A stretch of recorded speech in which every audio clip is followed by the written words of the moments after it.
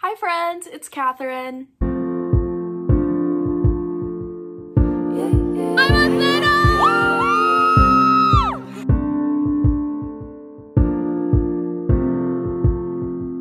Not many people I can say that I trust. Always been like this, don't give away that much. But somehow I gave it all to you. So let's talk a little bit about what it's like to be an active member of a sorority at Alabama. So if you don't know me, hi, my name is Katherine. I am a Kappa Alpha Theta at the University of Alabama, and I'm going into my last year of school and will be graduating this May with a undergrad in accounting and management information systems with a minor in studio art. Ooh, mouthful. Okay, but if you are new here, welcome, and if you like this video, please subscribe and give it a like down below. It would mean a lot to me. I know a lot of you aren't subscribed, so if you've just forgotten or if you aren't sure, take this as your sign to subscribe now. I've made a bunch of new stuff for my channel, so you may have noticed the new channel intro, and I also made a new end screen, and I made some little pop-ups, so you'll see those throughout this video, and hopefully you like them, but if you don't, let me know, and I will work my magic to change them into something better. But I did my best for right now. But yes, hi, my name is Katherine, and let's get into this video. So I am all over the place, so I will try my best to make things short, sweet, and to the point, and if not, I will have a lot of editing work to do. But, so the first thing I wanted to say is a bit of a, FYI, I definitely went into rush week thinking that being in a sorority was where I was going to find my forever friends, and that I was going to find them on bid day or at the bid day retreat or just within the first few weeks of being there. And although that happens for some people, in fact some people even meet their big on bid day, it did not happen for me. And I just wanted to say that if you get into a sorority and you realize that you're struggling a little bit to find your group of people, that it is okay, and that you oftentimes don't find your forever friends until your sophomore year. Obviously, if you find them your freshman year, that's great. That's awesome. But I know for me and for several of my friends, we did not find each other until my sophomore year, and that is okay. Definitely don't get discouraged if in the first week of being in a sorority you don't find your forever friends, because it often takes a little bit of time. And the good news is that if you are like me and you have a random big, you can become friends with your big's friends, and you can just basically find groups of friends to be a part of until you can really find the people that are there for you and who are everything to you. And I know that that was really something that I initially struggled with, was just wow, I haven't found my friends yet, maybe this isn't for me, maybe I should drop. And then at the end of the day, I found my friends, so I'm so glad that I stuck it out. So just a little encouragement to stick it out and to see it through. With that being said though, one of the best things about being in a sorority is that you really can find your forever friends. I know I definitely have in Theta, and just being able to meet people from all over the country and from different states is one of the really cool parts about being in a sorority.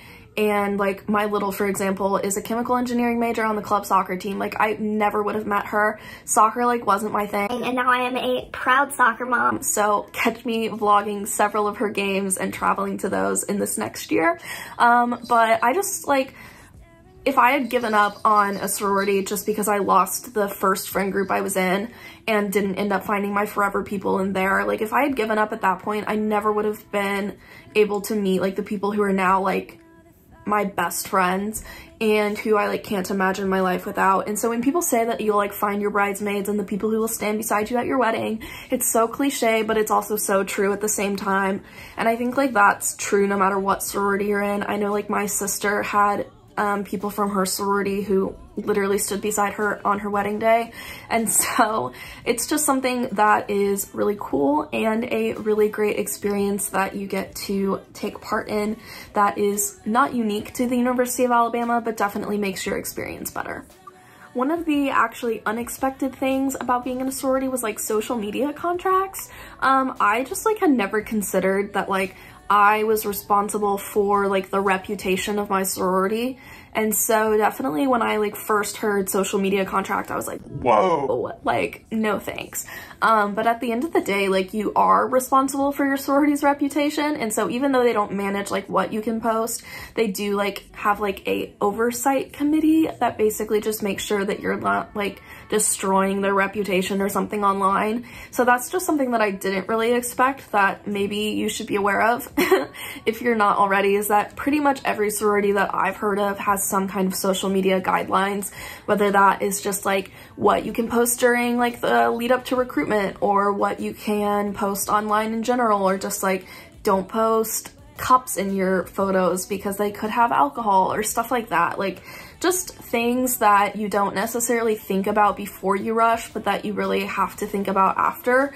And then like there's also going to be some like random rules that you have to follow, which honestly help your college career. Like I know there was like one rule that was like don't have wet hair before initiation when you go to class, and I initially was like, what?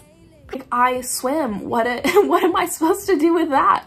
But at the same time, like I get it because you look less professional when you have wet hair and you're going out and about. So just like know that like every rule has a reason behind it, and that like hopefully you're like okay with following a few rules like that. But at the same time, I will say I expected hazing to be a lot worse at Alabama, and I did not get hazed at all, which is really nice. So if you do get hazed, then that's a problem because Alabama takes hazing really seriously, but like I still thought that I was going to get hazed and I didn't, so that was really cool. Really appreciated that. Thank you, Theta. But just like know that like when people are like stereotypes of sororities, they always think like hazing, and they always think like, oh, well, you must have to do certain things, and like there really isn't that much of that. And like with hazing, I didn't experience any at all, and they're really strict on that. So that is something that you can take comfort in if you are worried about that. Another thing that makes being an active member of a sorority really fun is that you can find a group of people to do literally anything with you. So like my first week as a Theta, I really wanted to go get my nails done because I had had them blue for Rush, and I was like, I just want a different color, a fun color, something not blue. And so I went and messaged in my MC group me, which is like member class group me. Every sorority has a member class group me. And so I was just like, hey, does anyone want to go get their nails done? And literally like 3 people were like, yeah, sure. And we all just went to the nail salon and got to know each other. And like some of those girls are still my friends to this day. And so like getting to connect with people on like random spontaneous things is really cool. And I would definitely encourage you to be spontaneous. Like ask people, hey, do you want to go to the gym with me? Ask people if they want to go to the pool. Ask people if they want to go to Target randomly and pick up things for like Big Little. It's really fun to get to prepare for swaps and stuff with people. And so I would really say like as soon as you find out the theme, if you have a car, like load up your car with people and go to Target and Walmart and buy things for the swap, because that is the #1 way to make really fun memories and to just like find really cute outfits. Like I know for one of our swaps, it was like jungle themed, and we found these like light up cat ears, and honestly super fun. So if you are just like looking for ways to make friends, like invite people on a road trip. I had never met like Abby before, who is a Pi-Phi, and literally invited her to come sit in my car for 9 hours on the way to Dallas, and she said yes, and now she's one of my best friends. Like Lily and I barely knew each other, and now Lily is like one of my favorite people on the planet. So like be spontaneous, be fun, like have a fun personality and a positive attitude, and you will definitely make friends. Another thing to just like keep in mind is that sororities are actually really like they find grades really important. And so if you're someone who isn't looking to take your grades seriously, just know that like, I know for me, like we had study hours, we had scholarship mentors, we had like scholarship expectations, and like to get to do certain things, you have to have a certain number of scholarship points. And so just like know that like your academics are just as important to your sorority as they are to your parents.